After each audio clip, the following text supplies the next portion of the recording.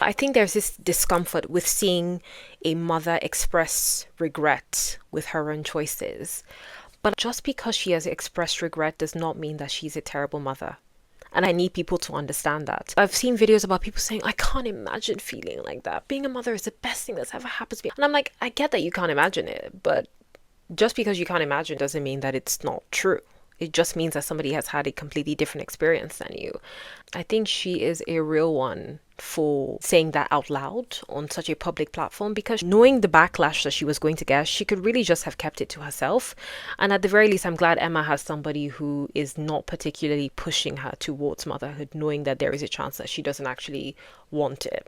The point I was trying to make is that rather than assuming that Emma's sister's children will be devastated by the comments that their mother made on a public platform for millions of people to see, I think their reaction will depend on the kind of relationship that they have with her, not just the words that came out of her mouth. If she is a great parent and they have an emotionally safe relationship where they're able to be vulnerable and open with each other, and they are actually able to see each other as human beings capable of mistakes but also capable of doing great things, I think it's not so much what she said that will have a negative impact on her children. It is the relationship that she has with her children that will determine how they feel about what she said. That is the thing about nuance, is that there are parents out there who discovered that they may not have wanted to be parents after becoming parents that are great parents.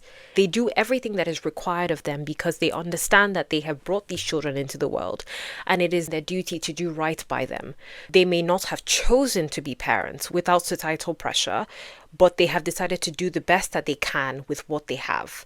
There are also parents who will never express a negative thought about parenting, who are probably some of the worst parents out there.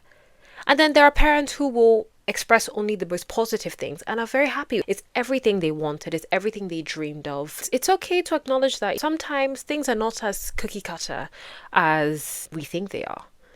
But it is only by having these conversations that we are able to make better informed decisions about whether or not it's something that we'd like to do based on the people who have done it before us. So those are just my thoughts.